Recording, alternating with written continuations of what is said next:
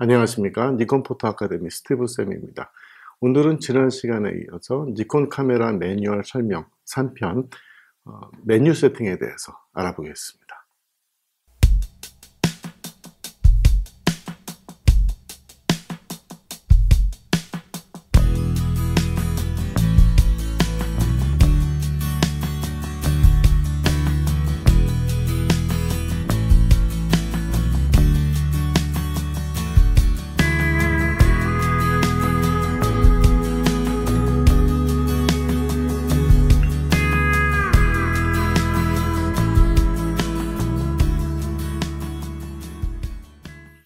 네, 지난 시간까지는 니콘 카메라 매뉴얼을 쭉 읽어보면서 카메라 각도의 명칭과 기능 이런 것들을 쭉 읽어봤는데요. 네, 오늘부터는 이제 카메라 메뉴 세팅에 대해서 저와 함께 직접 조작하고 만지면서 카메라 세팅이 어떻게 하는 게 유리한지, 어떻게 세팅하는 게 좋은 방법인지 한번 같이 해보시겠습니다. 우리가 카메라를 촬영하기 전에 이제 메뉴 세팅을 하게 되는데요. 여러분 카메라에 있는 메뉴 버튼을 누르게 되면 각종 메뉴가 이렇게 나오게 됩니다. 거기에는 크게 두 가지로 나눠지는데요. 하나는 직접 카메라를 조작하면서 카메라의 기능을 이용하는 것이 있고, 또 하나는 카메라의 기본적인 촬영 모드의 세팅에 대해서 세팅하는 방법 두 가지가 있습니다. 그래서 오늘은 여러분 카메라를 직접 꺼내셔서 저와 함께 같이 카메라 메뉴 세팅을 해보도록 하겠습니다. 네, 그럼 시작하겠습니다. 네, 카메라를 켜시고 여기 위에 있는 메뉴 버튼을 누르시게 되면 재생 메뉴, 촬영 메뉴, 그 다음에 사용자 설정 메뉴, 그 다음에 설정 메뉴, 수정 메뉴, 내 메뉴, 이렇게 총 6가지 카테고리가 있습니다. 그 중에서 이제 재생 메뉴에 대해서 먼저 알아볼 텐데요. 재생 메뉴라는 것은 카메라 촬영을 한 이후에 영상을 재생을 할 때 쓰는 메뉴인데요. 맨 첫 번째 이제 삭제 버튼이 있습니다. 삭제 버튼에 들어가시면 선택한 화상을 지우실 수도 있고 모든 화상을 한꺼번에 지우실 수도 있고요. 선택한 화상에 들어가시면 이제 여러 가지 화상이 나오는데 그 중에 선택하고 싶은 것들을 선택을 해서 OK 버튼을 누르면 삭제가 됩니다. 그래서 여기 설정 버튼을, 예를 들어서 이 사진을 지운다면 설정 버튼을 누르면 쓰레기통 모양으로 바뀌었죠. 그 다음에 이 밑에 있는 OK 버튼을 누르시면 삭제를 물어볼 때 다시 한번 위로 커서를 올리셔서 하고 OK를 누르시면 삭제가 됩니다. 그 다음에 모든 화상을 지우실 때는 이제 카드 슬롯별로 지우실 수가 있는데요. SD 카드 슬롯, CF 카드 슬롯별로 이렇게 지정을 해서 지우시면 됩니다. 그러면 한꺼번에 이제 지워지시게 되죠. 자, 빠져나와서 두 번째 재생 폴더 설정입니다. 요거는 LCD 창에 재생을 할 때 어떤 화면을 재생을 할까요? 라고 되어 있는데요. 모든 폴더가 하시면 뭐 크게 문제는 없으세요. 자, 화상 숨김은 어떤 뜻이냐면 플레이 버튼을 누르게 되면 촬영 화상에 뜨게 되는데, 뭐 예를 들어서 뭐 쓸데없는 것들은 내가 좀 보여주기 싫다 할 때 쓰는 겁니다. 그래서 화상 숨김을 해서 선택을 해서 어떤 화상을 내가 숨길 건지를 결정을 한 다음에 이렇게 버튼을 누르게 되면 그 사진은 이제 나오지를 않습니다. 플레이 버튼을 눌러도. 자, 그 다음에 재생화면 설정인데요. 재생화면 설정은 여러 가지 기본 화상 정보와 자세한 화상 정보를 보여줄 수가 있는데요. 일단 초점 포인트에다가 선택을 하게 되면 촬영을 하고 나서 재생 화면이 떴을 때 내가 어디에다 초점을 맞췄는지 알 수가 있는 내용입니다. 그 밑에는 이제 화상만 보여주는 거죠. 보통 우리가 이제 그 촬영을 하게 되면 이런 식으로 기본 정보가 뜨죠. 근데 이제 이런 글씨 없이 그냥 화상만 깨끗하게 보고 싶다 하실 때에는 요 없음을 체크를 해 놓으시면 좋습니다. 그 다음에 하이라이트는 내 화면에서 어느 부분이 하이라이트가 있는지 경고를 해주는 것을 볼 수 있고요. 그 다음에 RGB 히스토그램은 RGB별로 그 히스토그램의 RGB 양을 히스토그램으로 보여주는 정보를 알려줍니다. 그 다음에 촬영 정보까지 선택을 하고 촬영 정보 다음에 개요까지를 해서 이제 OK 버튼을 누르시면 버튼을 누르게 되면 이런 식으로 처음에 기본 정보가 뜹니다. 그 다음에 요 멀티 셀렉터에서 아랫 방향 6시 방향 키를 누르면 RGB 하이라이트가 나오죠. 그래서 현재 이 화면에 RGB 하이라이트가 어디 있다라는 것을 경고를 보여주는 건데요. 요거를 이제 요 버튼을 누르고 이 방향키를 눌러서 선택을 하실 수도 있어요. 현재 R, 현재 G, 현재 B의 하이라이트가 어디에 떴는지 알려줍니다. 한 번 더 누르면 RGB가 동시에 뜨는 하이라이트를 선택할 수 있고요. 그 다음에 이제 한 칸 더 내리면 이제 하이라이트인데 RGB별로 지금 RGB 화이트 총 4가지의 함유량 분포도를 히스토그램으로 볼 수가 있습니다. 그 다음에는 이제 자세한 정보 중에서 촬영 정보에 해당이 되는 거, 현재 뭐 멀티 패턴 측광으로 찍었고 셔터 스피드는 1.3초였고 조리개는 13이었고 뭐 이런 촬영 정보들이 연이어서 계속 뜹니다. 그래서 보통 이게 이제 전체 개요를 보여주는 건데요. 보통 제가 추천드리는 것은 개요만 보시면 좋을 것 같습니다. 왜냐하면 너무 이렇게 메뉴가 많으면 촬영을 한 이후에 화상을 확인을 할 때 좀 불편할 수가 있으니까요. 취향대로 고르셔서 하시면 됩니다. 저 같은 경우는 화상만 볼 때가 있고 하이라이트는 굳이 제가 볼 필요가 없어서 제가 안 봅니다. 히스토그램도 개요에 나오기 때문에 개요만 보면은 알 수가 있고요. 촬영 정보도 별로 안 봅니다. 그래서 개요와 없음 이렇게만 해놓고 이제 선택을 하시게 되면 촬영 버튼을 눌렀을 때 처음에 이제 촬영이 이렇게 나오고 그 다음에 한 번 더 누르면 개요 이렇게 3가지만 순환을 하는 거죠. 그렇게 재생화면 설정을 하시면 되고요. 화상 복사는 화상을 복사를 할 때 쓰는 건데 예를 들어서 CF 카드에 있는 사진을 뭐 SD 카드에 옮긴다거나 뭐 이렇게 할 때 복사하실 때 쓰는 겁니다. 촬영 화상 확인은 촬영을 한 다음에 촬영을 화상을 볼 것입니까? 안 보실 겁니까? 이렇게 되는 거죠. 그래서 오프를 누르게 되면 촬영을 한 이후에 여기 LCD에 화상이 자동으로 뜨지는 않습니다. 하지만 보통 일반적인 경우에는 거의 촬영을 한 이후에 촬영한 화상을 보기 때문에 ON 해놓으시면 좋을 것 같아요. 그 다음에 삭제 후 다음 재생 화상, 삭제한 다음에 다음 재생을 어떻게 할까요? 라고 물어보는 건데 총 3가지의 선택이 있죠.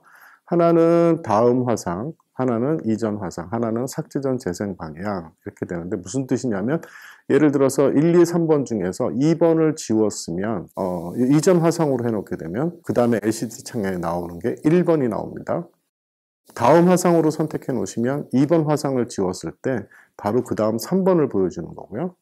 그 다음에 삭제 전 재생 방향으로 하게 되면 삭제를 한 다음에 그냥 재생 방향대로 계속 이어주는 역할을 하는 건데요. 이건 취향대로 고르시면 되는데 저 같은 경우는 이전 화상을 해놓습니다. 그래서 촬영한 다음에 그 이전 화상을 다시 한번 보고 또 넘어가는 걸로 그렇게 선택을 했습니다.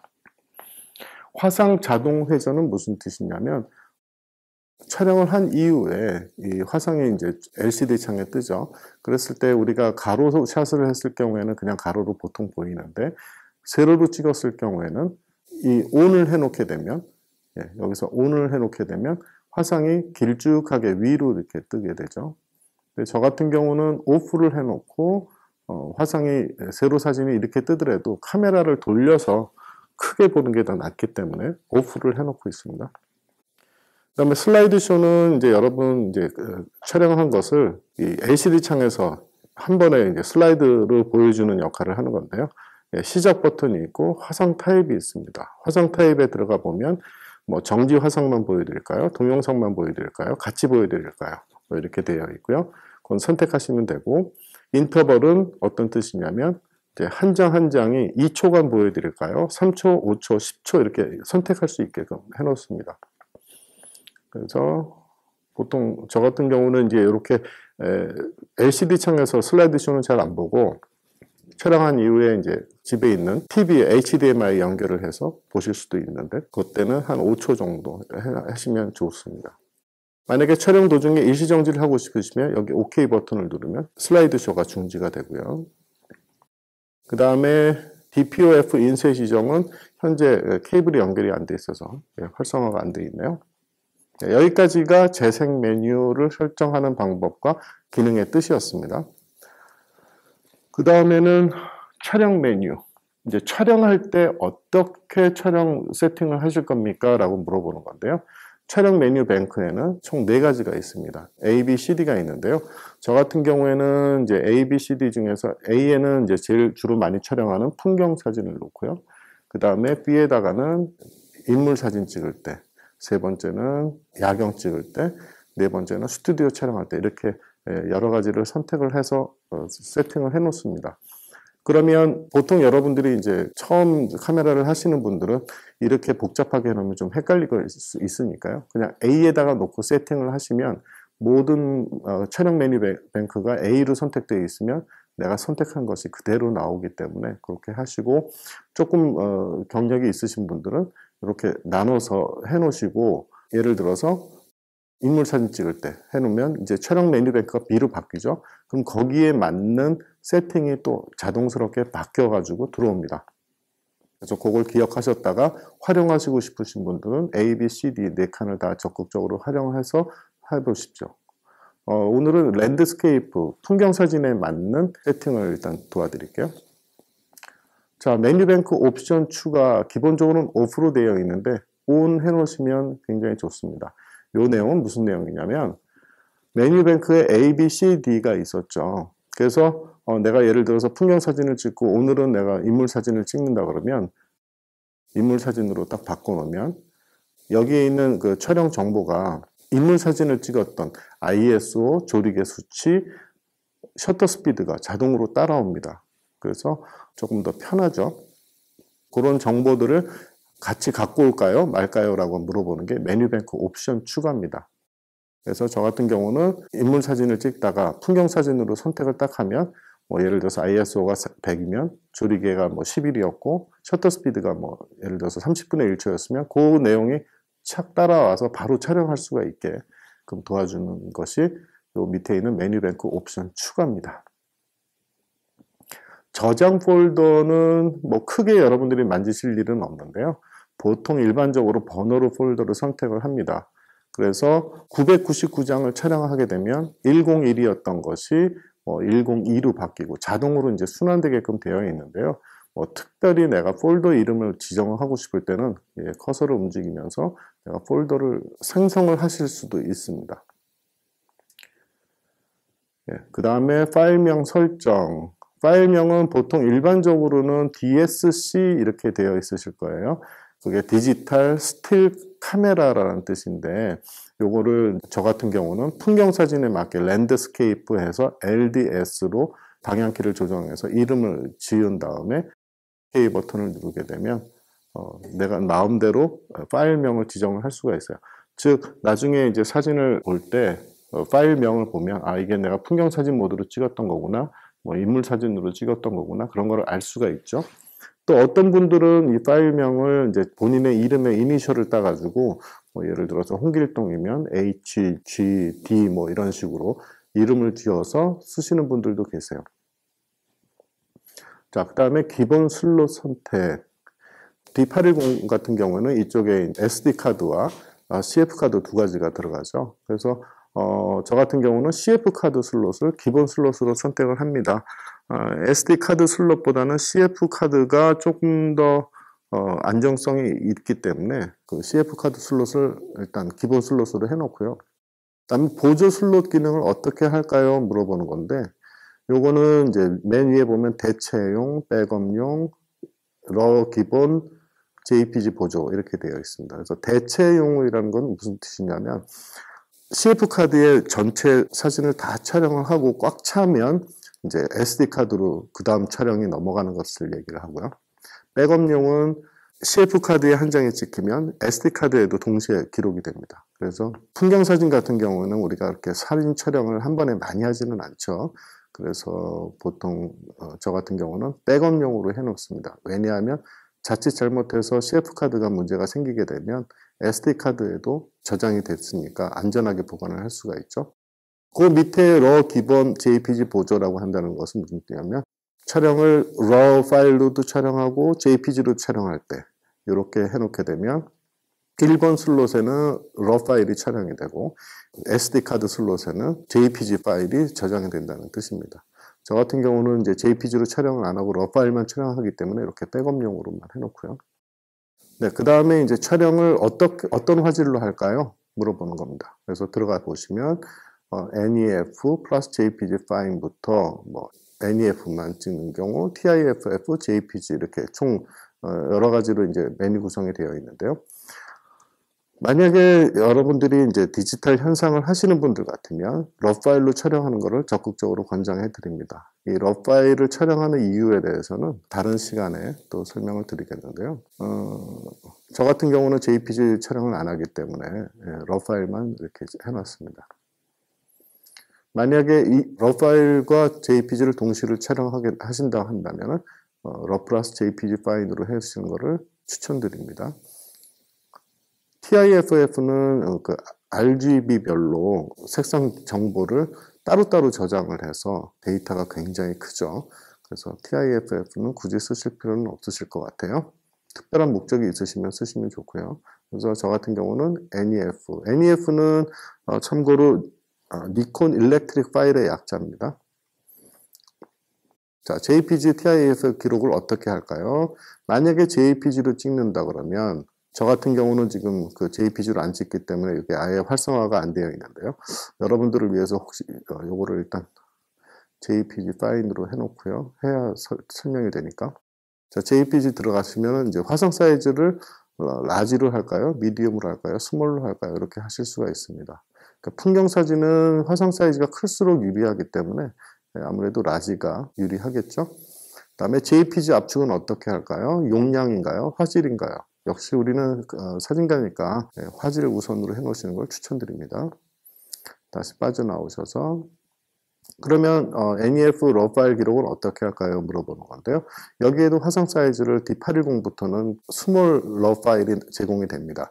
워낙에 파일이 커서 7360에 4912 36.2MB이기 때문에 예를 들어서 조금 이렇게 큰 파일은 필요 없다. 아니면 내 컴퓨터가 조금 느려서 너무 큰 파일로 촬영하니까 버벅거린다. 이럴 때는 3680에 2450 9.0메가짜리 RAW 파일 스몰로 촬영을 하셔도 괜찮습니다. 이 정도 사이즈만 해도 크게 20, 30인치짜리의 큰 액자를 만드시는 데는 부족함이 없는 해상도니까요. 그렇게 활용을 하시면 좋을 것 같아요. 그 다음에 NEF RAW 파일 압축은 어떻게 할까요? 여기 세 가지가 선택이 있는데요. 무손실 압축, 압축 안함 이렇게 되어 있는데요. 무손실 압축을 해도 상관은 없습니다. 근데 저 같은 경우는 이제 좀 파일의 양을 극대화해서 현상을 하기 때문에 압축 안함으로 해놓고요. 그 다음에 NEF 비트 심도는 어떻게 할까요? 물어보는데 비트 심도는 12비트가 있고 14비트가 있습니다. 그래서 12비트보다는 14비트가 색상 정보가 더 많기 때문에 14비트로 선택을 해서 쓰고 있어요. 다음 촬영하실 때 이미지 영역은 어떻게 할까요? 라고 물어보는 건데 이미지 선택은 보통 이제 D810 같은 경우는 FX 영역으로 설정이 되어 있어요. 그 다음에 밑에 보면 DX 포맷 자동 전환이 있는데 요거는 만약에 내가 DX 전용 렌즈를 장착을 했을 때 포맷 자체가 DX로 자동으로 바뀌게 하는 역할을 합니다. 그래서 오늘 추천드리고요. 다시 이미지 영역 선택을 들어가 보시면 총 4가지를 내가 선택을 할 수가 있어요. 기본적으로 이제 2:3 비율인 FX 비율로 하시게 되면 일반적인 거고, 그거보다 조금 더 크롭을 해서 사진 촬영을 하고 싶다 그러면 1.2배도 있고요. DX는 1.5배 망원입니다. 1.5배 조금 더 축소된 화면 사이즈를 갖고 있죠. 그래서 예를 들어서 내가 50mm로 촬영하게 되면 실질적으로는 75mm의 화각의 사진을 찍을 수 있게끔 하는 거죠. 그 다음에 이때 보면 5:4 비율인데요. 5:4 비율은 2:3 비율보다 이제 가로축이 조금 더 짧습니다. 그래서 예전에 그 중형 카메라들이 5:4 비율을 갖고 있었기 때문에 5:4 비율로 촬영하고 싶으시면 이렇게 세팅을 해서 OK 버튼을 딱 누르시면 여러분들 이 뷰파인더를 봤을 때 이 안쪽에 격자선이 보이게 설정을 해놨으면 5:4 격자선이 보입니다. 그래서 촬영할 때부터 5:4 비율로 구도를 잡으실 수 있게끔 그렇게 도와주는 역할을 하는 거죠. 그래서 일반적으로는 FX로 설정을 해놓고 촬영하시고 특별히 필요하실 때마다 그걸 바꾸시면 좋으세요. 그 다음은 이제 화이트 밸런스를 맞추는 건데, 화이트 밸런스는 이쪽 위쪽에 있는 버튼을 누르셔서 조정하셔도 되고 메뉴에 들어오셔서 조정하셔도 됩니다. 그래서 오토 화이트 밸런스에 들어가시게 되면 표준이 있고 따뜻한 조명 색감 육감이 있는데, 표준으로 하는 것이 풍경 사진에 훨씬 더 좋고요. 예, 혹시 뭐 좀 더 따뜻한 조명 색감을 유지를 할 경우에는 이렇게 설정을 2번으로 설정해 놓게 되면 사진이 전반적으로 좀 더 노란 쪽으로 찍히게 되죠. 네, 표준을 추천드립니다. 그 다음에 밑에 보면 뭐 백열등, 형광등 여러 가지 상황에 맞게끔 색 온도를 직접 선택하실 수도 있고요. 수동 프리셋을 할 수도 있고요. 화이트 밸런스의 기능에 대해서는 워낙 양이 많기 때문에 따로 제가 다른 동영상으로 준비하겠습니다. 픽처 컨트롤 설정. 촬영 메뉴에서 좀 가장 중요한 부분이 아닐 수도 없는데요. 러 파일로 촬영하시는 분들은 픽처 컨트롤 설정이 화질에 영향을 주지는 않습니다. 즉 색 정보를 있는 그대로 받은 정보를 러 파일로 제공하기 때문에 러 파일로 촬영하신 분한테는 이 픽처 컨트롤 설정은 의미는 없습니다만은 이 LCD 창에 보여주는 것이 조금 밋밋할 수가 있기 때문에 그것을 하는 건데요. 그 다음에 JPG로 촬영하시는 분들은 이 픽처 컨트롤 설정에 따라서 사진이 달라지기 때문에 상당히 좀 중요한 부분인데요. 이것도 나중에 제가 기회가 되면 다른 동영상을 따로 준비를 하겠습니다. 그래서 지금 알아실 거는 내가 이 LCD 창에 그 다음에 JPG로 촬영했을 때 결과물에 어떤 느낌의 사진이 돼서 좋겠을까라는 것을 계산을 하셔서 선택을 하시면 되세요. 그 세팅에 대해서는 컨트롤 설정할 때 다시 한번 알려드릴게요. 한 가지만 더 알려드린다면 이제 예를 들어서 선명하게 들어가게 되면 빠른 조명이 있고, 빠른 조정은 한 번만 움직이면 전체적으로 움직이게 되죠. 그 다음에 선명도를 뭐 어떻게든 조정할 수가 있습니다. 낮출 수도 있고 올릴 수도 있고. 요거는 러 파일에는 전혀 영향을 미치지는 않지만 LCD 창으로 보여주는 내용을 제가 모니터를 할 때 도움이 돼서 그렇게 세팅을 하고 있습니다. 자, 픽처 컨트롤 관리는 이제 픽처 컨트롤을 관리를 하는 부분인데요. 픽처 컨트롤을 설명하는 동영상 때 다시 한번 알려드리겠는데, 지금 알려드릴 거는 이제 내가 컴퓨터에서 사진을 다 만들고 나서 이 픽처 컨트롤이 너무너무 마음에 든다 할 때 SD카드에 옮겨와서 카메라에 픽처 컨트롤을 옮겨올 수 있는 기능을 제공을 하는 것들입니다. 네, 다음 색 공간. 카메라 촬영할 때 색 공간을 어떻게 할까요? 라는 질문인데요. sRGB와 어도비 RGB 두 가지 모양이 있습니다.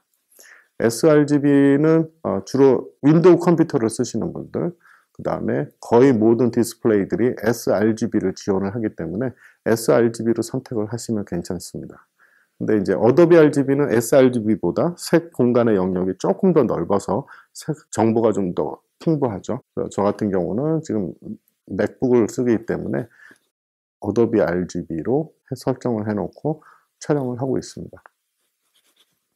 액티브 디라이팅은 무슨 뜻이냐면 디지털적인 빛을 줄까요 말까요 라는 뜻이죠.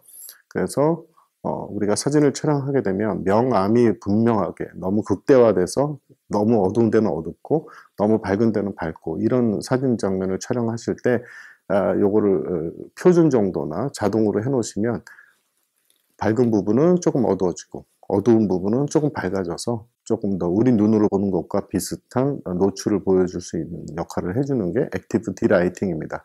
표준 정도 해놓으시면 괜찮습니다. 네, 그 밑에 이제 하이 다이나믹 레인지는 지금 활성화가 안 되어 있는데요. 이건 JPG 촬영하시는 분한테만 연결되는 거죠.